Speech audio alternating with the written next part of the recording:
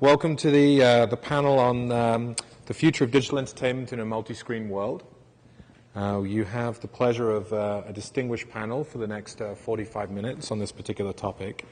And what I'd like to do is just take a minute or two to introduce the folks in front of you, and then just kick off the session with a couple of scene-setting notes before we dive into the questions. So going from my right down the table is David Tochterman. He's the head of digital media for Innovative Artists. Innovative Artists represents creative talent, production companies, intellectual property, and technology platforms. And as the head of digital media, David's focus is packaging premium and branded content across all platforms and building properties and business models for clients, brands, and media companies. Next to David, we have John Penny. John Penny is the Executive Vice President of Strategy and Business Development for Starz. John has over 17 years of experience in the digital media industry and also held executive positions at IMG, HBO, ACTV, as well as co-founded 4C Entertainment with the current CEO and now president of Starz. On his right is Jeff Schultz. Jeff is the Vice President of Business Development for CBS Interactive. Jeff has spent the last 10 years in building and managing digital entertainment businesses. He's held executive positions for Clicker and NBC Internet and was founder and CEO of Concert.tv. So welcome. And at the end of the table there on Jeff's right is Adam Sexton. Adam is the General Manager of Samsung Media Solutions Center in America. Adam is a 20-year internet, mobile, media, and technology veteran. For over 10 years, he's held senior management positions at several leading global media companies, including BMG, Macrovision, whom you'd now know as Rovi, EMI, and Arista.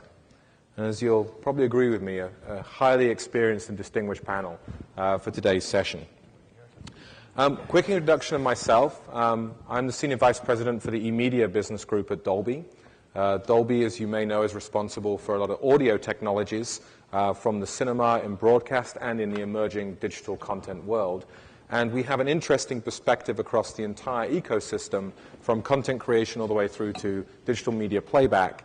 And that's why I think you find me here moderating this panel to look at things not just from a content perspective, but be able to look at the whole ecosystem. As I said, I wanted to set up our time today with perhaps just a couple of thoughts. So the video universe, I would say, is shifting. It's shifting from a content-centric universe to one where viewers sit in the center. The content distribution channels, there are new business models, and we're seeing new emerging user experience, such as social TV, that have the power to change how we view television and consumer entertainment. According to Comscore data, online video has grown 4x in the last 3 years, from 5 hours a month to now 20 hours per month. And there's good news and bad news in that. The good news is that television is still the #1 screen, if you're a TV operator. 68% of broadband users turn to the television for watching video. I guess the bad news is that there's another 32% that are not now going to the television, and they're shifting to portable devices, tablets, smartphones, and the like. Specifically, tablets are becoming a more personal media device. 46% of 18 to 44-year-old tablet users watch video on tablets at least once a day. 41% of tablet owners use it while watching television on a daily basis. And perhaps most interestingly of all, among 18 to 49-year-olds in the US, according to this TDG research, tablet TV show viewing is driving more regular TV viewing due to better engagement with the TV series. As you can see, a changing landscape that we find ourselves in. So I'd like to kick off with the panel is to ask them to tackle this first question, but also take a minute to introduce themselves and start off with this. With more high-value content becoming available on the likes of YouTube, Hulu, subscription online services such as Netflix, what disruptive changes are happening to the existing content distribution models? So maybe, David, you could kick off. As John said, I'm the head of digital media for Innovative Artists, which is a bicoastal talent agency. So I might answer these questions from the point of view of the creators and the content owners that are looking to distribute their content across all of these new platforms. I actually think there's probably a different answer for Netflix than there is to Hulu, and then there is to YouTube. And these are 3 different platforms that sort of have 3 different business models around them. Netflix and Hulu are certainly, sort of following more of a cable model where they're adding a layer of original content on top of an aggregation model. And I think, Hulu has an advantage, certainly when it comes to the advertisers, because they're able to run TV-length content. And so because the original content on Hulu is running against TV-length content, they're able to sort of demand a higher advertiser number in terms of what they're able to extract from the advertisers. Netflix, obviously the same thing. They are, making a huge investment in original content with the hope of establishing, as are others, that online can be a first window. And so I think the windowing strategy has something to do with it as well, because there haven't been a lot of examples yet of how online can be a first window for distribution. But there's certainly, this year especially, an enormous amount of attention being paid to it, both celebrity-driven content like, you see Anthony Zeiker and Cybergeddon, something that's distributed on Yahoo, to, Kevin Spacey and David Fincher are launching a huge project on Netflix. YouTube, I think, is yet a different model, because I was just saying to John outside, I think, for all the attention that YouTube has gotten for Google's investment in content, my feeling is that that is more about advertisers and audience than it is about the quality of the content. And I think on that basis, it's already been a success. The session length has increased. There has been a safe home provided for advertisers on YouTube. And, so there's 3 different models on all these platforms. And Amazon is about to announce, they're going to now distribute original programming. Nancy Tellem, who's the former president of CBS, is now going to be programming Xbox. I think, then there are going to be 2 more models to add to this equation, and all of them have different criteria for success. Thank you, David. So, John. I'm John Penny, and I run the strategy and business development group at Starz. We're a premium TV channel. We don't have advertising, so keep that in mind as I answer questions, so I will veer off into the ad-supported world as well. I like where Dave took this, which was starting to divide platforms and usage and behavior by platform. One of the things that I think is critical to maintain, or at least keep in mind as you guys sort through the increasingly complex world of content, devices, and consumer behavior, is that there are varying forms of content that have different costs that are viewed quite differently across platforms. And one thing that I can probably try and do at the beginning of the panel here is make a division that's one that I keep in my mind, which helps with the economics of platforms and consumer behavior. And that division in my mind is between high-cost, high-quality scripted television programming, things like you would see on a premium network like Starz or HBO, or even less expensive but still high costs on FX or broadcast networks. Then there's non-scripted content, that's light entertainment content as they call it in Europe, reality programming, and then sports and news. Those are the big categories. So when we think about new platforms and we think about the economics of content and disruption, one has to ask the question, what type of content are you talking about, and what type of platform are you marrying it to? And at one point in the monetization cycle, which is what we call windowing, is that content appearing on a platform. So the way I think we can sort of have a framework, at least the one that we start to think about at Starz, is that very high cost, very high quality content is something that's very hard to make, and you have to do it consistently. Scripted TV series. To date, there's no model at $8 a month subscription fee, whether that be Hulu or Amazon or Netflix, Amazon being buried in Prime, I should say, to support that on an ongoing fashion at the volume that we're accustomed to in basic and premium cable and broadcast. So scripted content has a unique place as far as new release scripted content on networks versus library product. When we talk about scripted library product, that's the stuff that's gotten so much traction and value creation for consumers and for networks and packagers and distributors and owners of content on Netflix, Amazon, and the like. And that is, an interesting sort of fueling of new value for content owners and platforms. And then on the scripted and lower cost side, some of these new platforms are natural homes because the content is such low cost.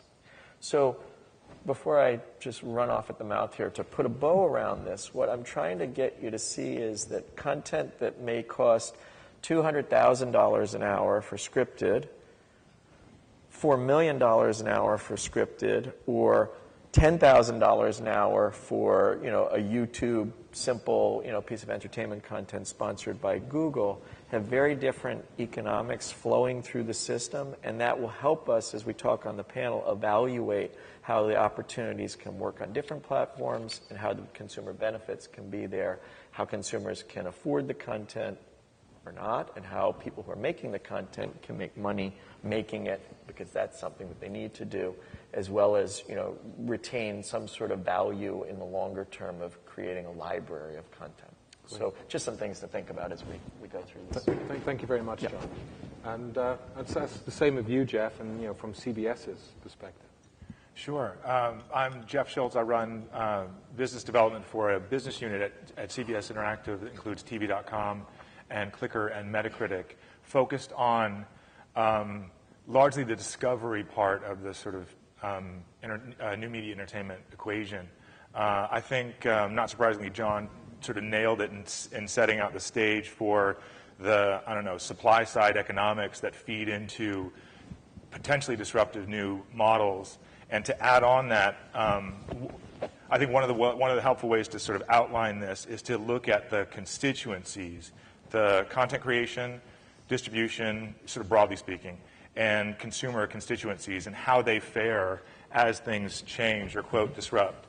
Because for some constituencies, this disruption is less disruptive than others. And to go to John's point, on a content side, creating good content is no easier today. Widely appealing, great scripted content is no easier today because of technology than it was before. It's unfortunate that's true, possibly, because it would be great to have more good content, but it's still very, very difficult, and hit shows are still very, very expensive to produce. And folks that have them, like CBS, still do a very good job of maximizing their value in the marketplace. And so what that means for distributors is that new distribution opportunities kind of have to live and die on the virtue of their own unique model. For someone like CBS and for NBC and for Starz and others who own and control this great content, these new platforms are additive.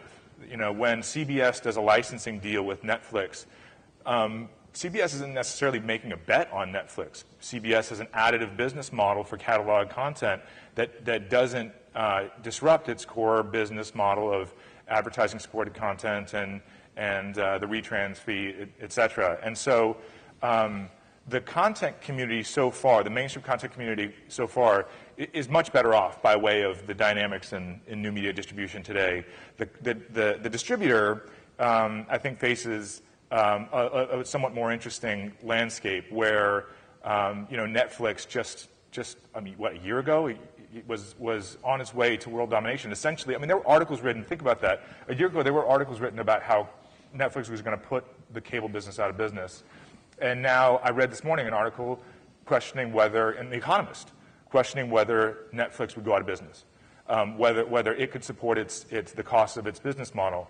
And so I think that's where the most sort of immediate action is in terms of constituencies. And then to quickly address consumers, consumers are going to win in the end. More content available from more places, more platforms, more devices, but it does create a problem that needs to be solved, and that's in the form of discovery. With a wealth of content available in different places and a lot of new content that's great but underexposed, there's some interesting problems to be solved, and I think that there's probably like a social TV upstart funded during this panel. There's a lot of money and creative energy devoted to using new technology to solve that problem. Thank you, Jeff. Yeah, very, very interesting to understand how those changes are really sort of happening real time. So Adam, coming from a device maker in Samsung, how do these changes in distribution model and opportunities impact you? Yeah, I mean, clearly there's a sea change coming through, both in terms of user behavior and threatening some existing business models, and hopefully, ultimately, it'll all be a bigger pie when we get through this. From Samsung's perspective, the team I'm running is building services across TV, tablet, and mobile, and we're hearing from all of our customers that they want access to all their content anytime, anyplace, anywhere. And that's easier said than done when you do have cable companies, set-top box makers, satellite companies, different ecosystems that you need to appease.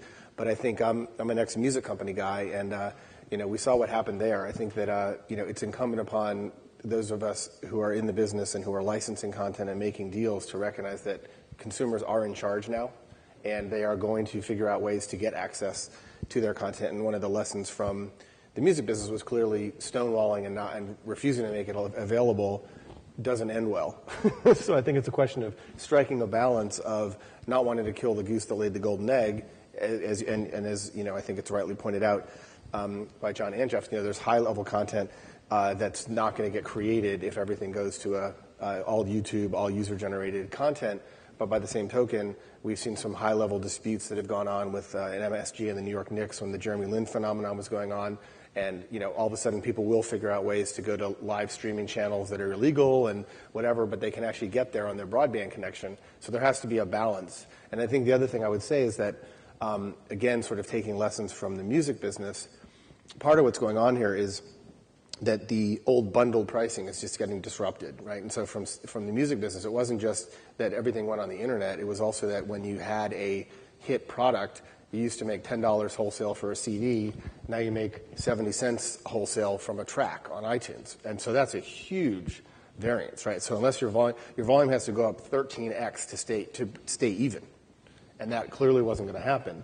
And so that's part of also what will be interesting to see how it plays out with different packages, with different cable pricing, some of the disputes we've seen with stars, and what is the right business model, when should the content be made available, what happens if some big incumbents start to take some chances and kind of come up with new ways of pricing, new ways of making the content available. But I think as long as we keep the consumer first and foremost, because they're going to figure out a way to get access to the content.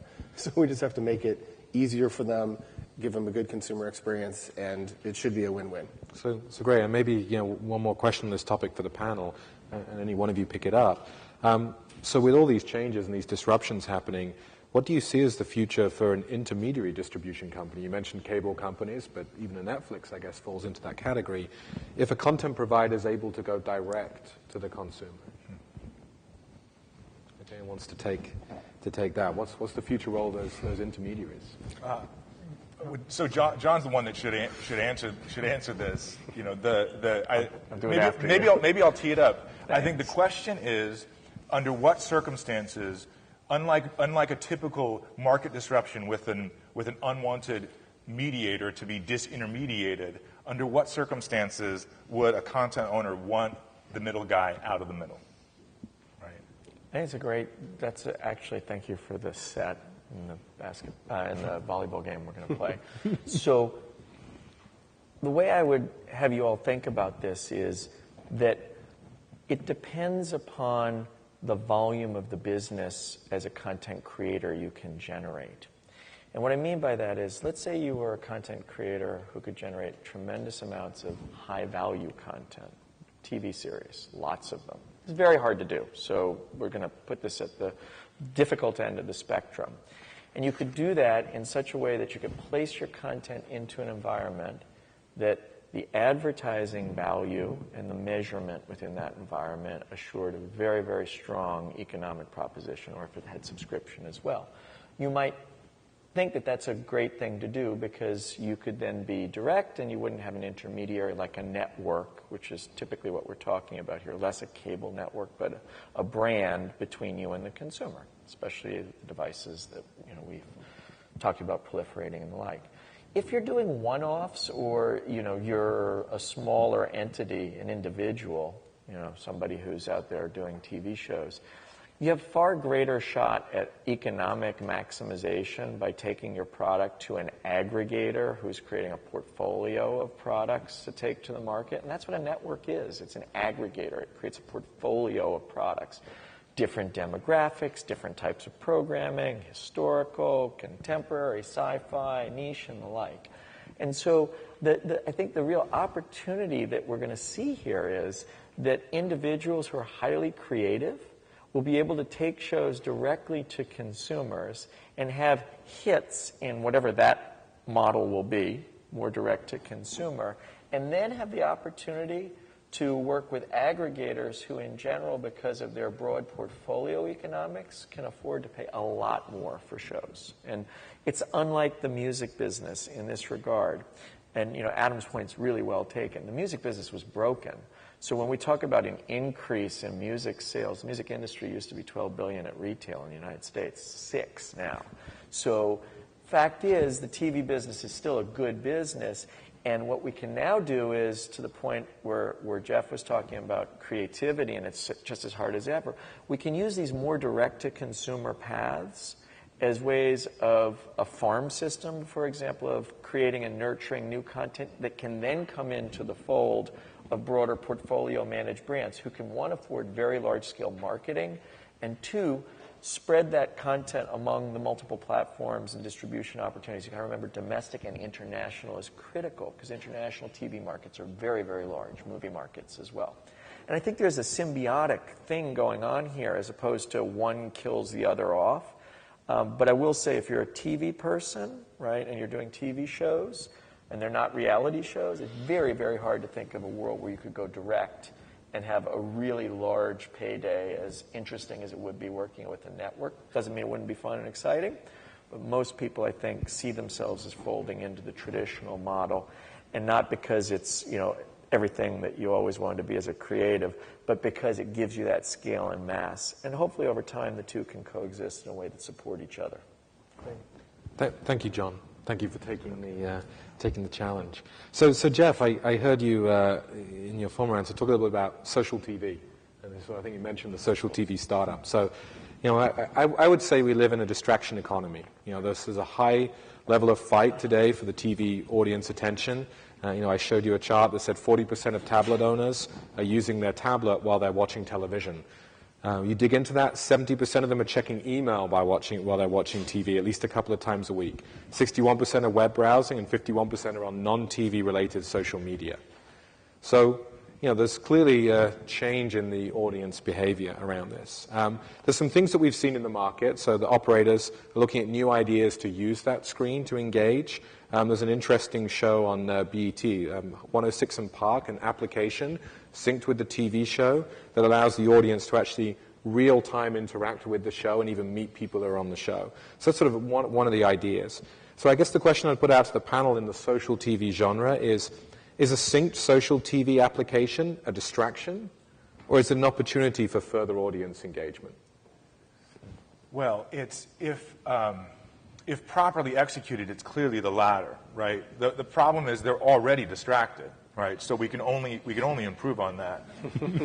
No, it's true, right? So we at CBS launched the NCIS second screen application this year, and that's interesting for a bunch of reasons, I think. But two worth mentioning. One is the underlying thesis was exactly what I just said, that recognizing that these fans and viewers already had a second screen in their laps, and they were doing things like checking email, and that there was an opportunity to create an experience which was additive to what they were watching on the television screen, and that lets a lot of things happen. It keeps the audience closer, but it also is a potential for an advertising-supported network to create more value to our second constituency of customers, which is paying advertisers.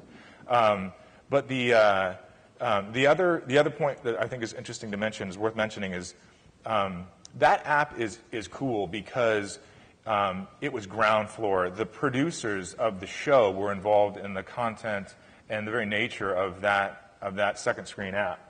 And I think that's critical. And I also think it's going to be interesting to see how some types of content, some particular shows, either lend themselves toward a complementary second screen experience, and some just don't. Some reality contest, and these are already in the marketplace, but some reality contest type shows you can see being a natural. Sports for sure, yeah. And then I think some Some scripted fiction, maybe not so much, because it's frankly more like watching a movie. And I don't think people do check their email as much when they're watching movies as they do when they're watching TV. So I absolutely think that properly executed is an opportunity to bring the consumer back. And then there's a second. I always have this discovery. It's like a hashtag if I was tweeting, because of what we do at TV.com and Clicker, this discovery mindset, social TV, the second screen, is also an opportunity to help people find other stuff to watch. And that's by way of tuning into social signals. What are your friends doing? What do people like you like?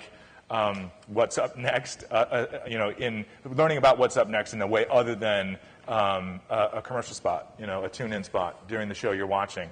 And so also properly executed, I think that drives a ton of value for consumers, and at the same time solves a growing problem for the networks, which is retaining audience. Thank you, Jeff. So David, let me maybe ask you to comment on this too, because I know it's something that we've talked about in the past. In terms of the content you represent, is social becoming a bigger part of what you have to pitch? I think it sort of goes without saying, because in a world where, as we were saying earlier, discovery is clearly a challenge, social is one of the big equalizers in terms of being able to sort of gather a community and build an audience. So it does become very important. I think it's telling, to bring up YouTube again, that if you follow the ComScore numbers on which of the YouTube channels are succeeding, I think it's significant that the ones that are the most successful are the ones that already had native YouTube audiences. They already had communities. The ones that are struggling to get viewership are the ones where if it has Hollywood talent involved in it, for instance, that Hollywood talent may not be inherently social, right? They're not used to driving an audience towards their content. Whereas on YouTube, these channels that have already been successful, they become successful because of their ability to aggregate that audience through social media. And so I just think it becomes more and more a way to grow an audience when discoverability is a challenge. Also, I think to go on what Jeff was saying, there's another aspect of why this has so much value to big media, is because now that there are more and more sophisticated cross-platform metrics, this data is getting delivered to advertisers. It's building awareness of these television shows, and now the metrics are such where that data can be delivered successfully to advertisers, in addition to just building awareness. And Adam, as the person who actually is, I guess, from the company that's generating some of these distracting devices, I guess I'd ask you the same. Is that social TV app a distraction or an opportunity for engagement from the perspective of Samsung? We definitely see it as an opportunity, but also I would say that we also view the additional screens as viewing screens as well. So not just secondary screens, but replacement viewing screens, particularly in the tablet market. And you're even seeing a lot of people make moves there in terms of allowing access, and some of the cable operators and set-top box guys and satellite providers are starting to lessen their restrictions or allow you to watch it on your Android tablet or even your iPad and get access to the content. So again, it's driven by massive consumer demand. I think also one thing that's really interesting, I think it's probably driven by the startup mentality, as you were commenting on that. You read a lot of stuff about it. It's like, what's the answer? What's the answer, right? What's it going to be? What's it going to be? And the truth is, we're still in very early days. There are going to be a lot of experiments that are going to happen. Probably where it ends up is not where any of us think it's going to end up. And it'll be driven by, someone will finally hit it and nail it, and that will sort of be what it takes. But it's like in all of these days, early days of the internet, early days of digital music, no one has all the answers, right? I mean, so I think that's, it will be some combination of social, helping you search through things, helping you find things, helping you get recommended content. But, and I agree it will differ by genre, and it won't all be the same for all people. It will be different in different countries as well. So I think this answer for the immediate holy grail, what's the answer? What's the answer? It's like, I don't think we're far enough into the business yet to be able to say that. I just wanted to add to that. That's a great point. Everybody's really, sort of, in my mind, nailed this. One thing I'd like to say, because it is early days, again, you have to look at the content forms, as Jeff was talking about, and the business models to understand the value proposition. So this notion of engagement is often thrown out there, and that's, in general, an ad-driven world. If I were saying engagement in a scripted TV or movie world, it would be about people not being distracted by the content, actually engaged in the content and giving them more maybe after or before the viewing experience, whether it's on the tablet or the large screen.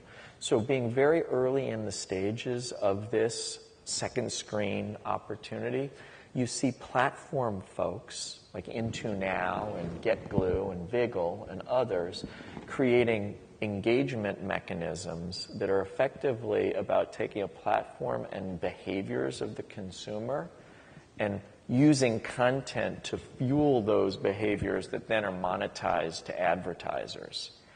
The next stage of really thinking about this in a very, I think, purposeful way is getting creators of shows, whether it be scripted or non-scripted or otherwise, to actually build second screen experiences that are related to the programming that they have up there, as engaging and distracting as they want in a competition reality show or in sports, and maybe as after the show and as rich in social interaction post-show for scripted.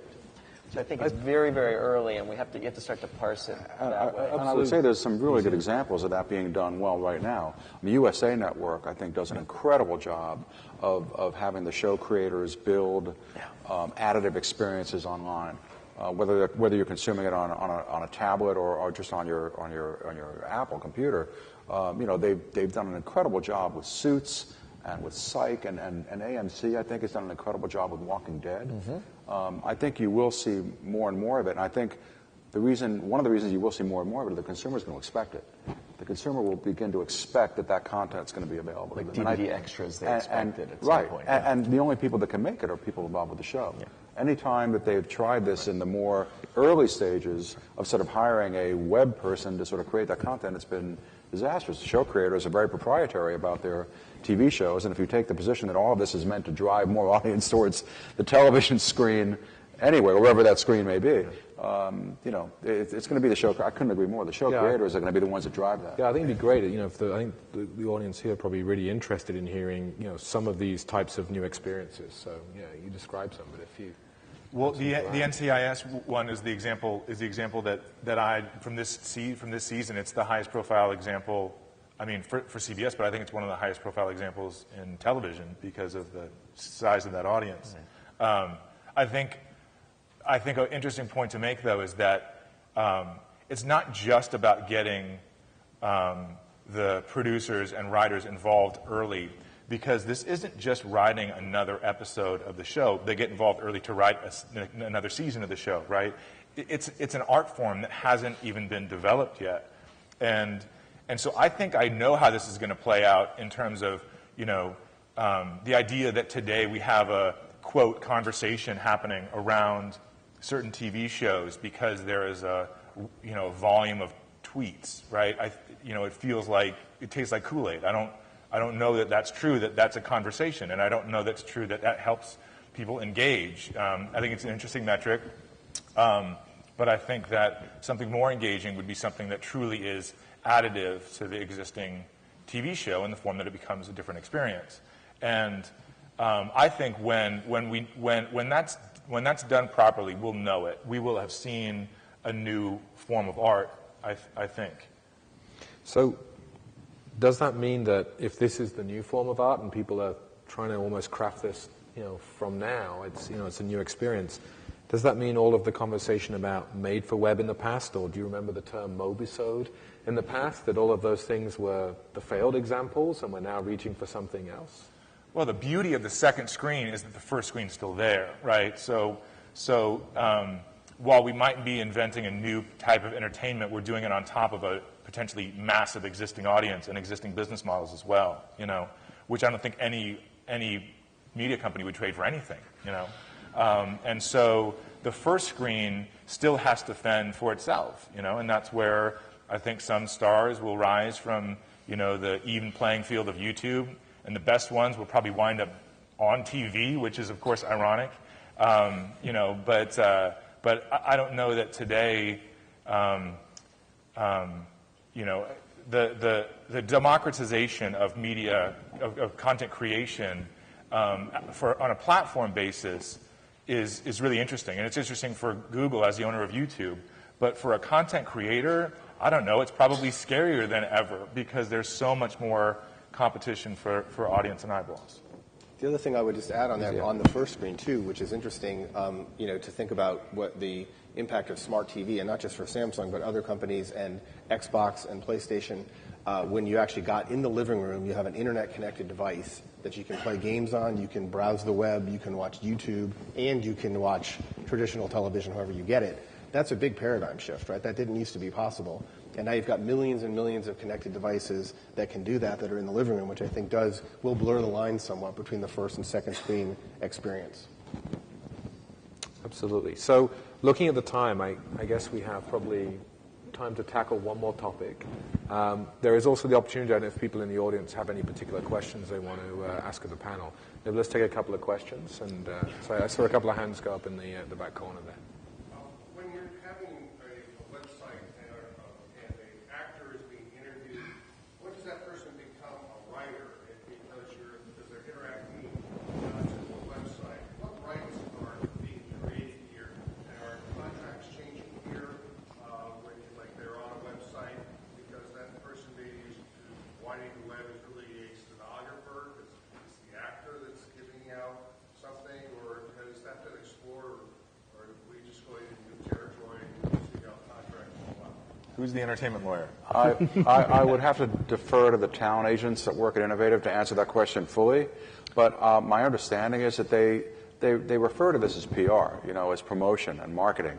It's not considered a separate entertainment property that, in that regard. It more falls under the marketing budget and the PR budget and promote, There's a business point underlying your question, too, which I know you were inferring, which is that ultimately the legal system changes very slowly in regards to technology, and the entertainment system of legal changes even slower than the broader business legal system. So this is very new territory in many regards in terms of rights and partitioning those. So there's a lot of complexity that's going to take a lot of time to get sorted out. I think I saw one other there. Yeah. Elizabeth, Edge Music. I'm in the forever digging themselves out of a hole music industry. The second screen experience has been something that a lot of people are saying, yes, it's the new way. It's the way that we can do product placement for content. Creators like myself and aggregators, you say, okay, let's create some content. Let's offer that product on the second screen. Give them the concert or event or whatnot on their full screen. Do product placement and advertising. But the adoption rate for second screen is still a long way off, in my opinion. And not everybody has these Connect TVs in the living room, and globally, which is our play, sometimes they don't even have internet. So my thought was, in order to get the adoption rate from to the second screen experience, so that we can sell that to my content providers like the major labels, how do we tell them, well, this is how we're going to do it. This is how we're going to get people to watch not just this, but also the tablets and then buy stuff or whatever. Do you think it would be disruptive to create programming that had this, tell me if this is disruptive, I just really need to know, just had the second screen experience, exactly what you're experiencing on the actual TV screen in the corner that then advertised, please go buy your tablet, we get like a Samsung to sponsor it, and then they get the tablet, then they get the second screen experience in order for them to know that tablet second screen experience is available? Or do you think that that's going overboard because people adopt different viewing, like no one ever thought they'd go to internet. So would that be disruptive, or would that be an additive to? So I think your question is really about how do you drive that second screen usage? How do you show people the value if they're not yet using it? One way to drive it, I can't answer the specific question because I couldn't quite visualize the UI you were suggesting. I'm not saying it's not a good idea, but is through contests and other types of activities that are mostly focused around non-scripted content and sports.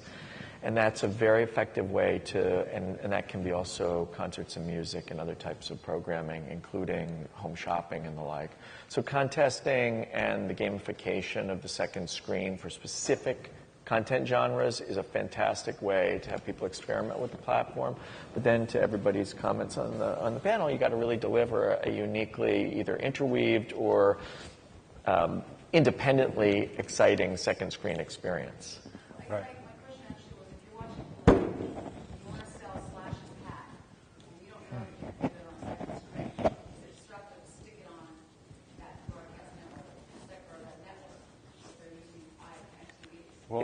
I think potentially yes, that it would be disruptive, but here's how I think about it. So what you're describing is ITV, right? Interactive television that has been, a business that was chased by a lot of people over the course of the last 10 years. I mean, there's sales teams that spent, years selling into cable operators to get technology on the set-top box that would allow for experiences like that. And I think there's two reasons why it never took off. The biggest is just the gatekeeping dynamic of cable operators, that it was very difficult to get technology deployed at scale in front of the mass audience of cable customers. And that's where connected TVs come in today. There's actually a lot more technology in that TV than there used to be in your set-top box. And so that might completely take that barrier out of the way. But the second is, I had this test for new consumer technologies, and it's essentially, is this leveraging existing consumer behavior, or is it creating a new behavior, right? And I think the second is astronomically harder than the first. And what I mean by that is that an example of leveraging existing behavior is that a second screen application wouldn't have worked 5 years ago because nobody had their phones in their hands. And it was possible by way of PCs, but people didn't have their laptops on their laps while they were watching television. But today they do. They do have phones and tablets. And so leveraging the existing behavior, which is this distracted consumer, and channeling it into something which is more engaged with the first screen seems to make perfect sense. And then you can use the scale of TV to drive that as well, where not everybody has Z-Box on their iPad, but now when you watch Real Housewives, apparently they tell you to go download Z-Box because of the relationship between Z-Box and Comcast, NBC Universal. And that seems like a really interesting way to leverage what people are doing already. And so back to your question, looking at the TV, even now that it's probably smart enough to do some of those things, is that how people have been interacting with their television? And it hasn't been historically. And so I think the question probably rests on how fast that interaction with the television changes by virtue of all the technology there. Because there's a lot of stuff that your TVs will do now that people aren't taking full advantage of, even connecting to the internet, much less diving into the new tools and toys they have, right? Yeah, and I think there are, probably in sports, it's probably the closest example we have today of something where it's successful, where you look at some of the player trackers or things where you can use on DirecTV or Time Warner Cable, where you do kind of get this interactivity. But I think the other piece that's going to be really interesting about this is, as we've all seen, the friction points on the tablet and mobile ecosystem have just gone away, right? So it used to be really hard to acquire customers and get people to try it. Now the problem is keeping them engaged. So it's really easy to get people to download your app and try it out. It's really hard to get them to keep coming back. So we all download apps, try them, and then they go away. So the question is, can that become a long-term experience, or did I just buy Slash's hat and you've lost me? You had a one-off transaction and I'm gone, or am I now in that club or in that following that show or engaging in a more long-time meaningful fashion? And that's where the hard part is, I think. Thank you. So maybe we've got time for just one more, and then we'll have to wrap. My question is, have you had any experience with taking the second screen as not supplemental, but actually driving future content on the TV, so that you're gathering a democracy of information and actually changing the content for the next episode or something like that? And how successful was that? It makes sense. I can't. Can you think of an example? Only old. Very going way back where this was movie theater stuff when people would do selections, but that's not what you're talking about. Right. It's a completely unique and new paradigm. I don't know that there's a IP or traditional network touch point that can actually aggregate, and this is not a technical issue, it's just a business issue, people's activities in either creating and selecting content and outcomes in content, and then putting them together into a wheel of programming that one would know was there and of a particular activity set that you're describing. So I think actually it's futuristic in that regard.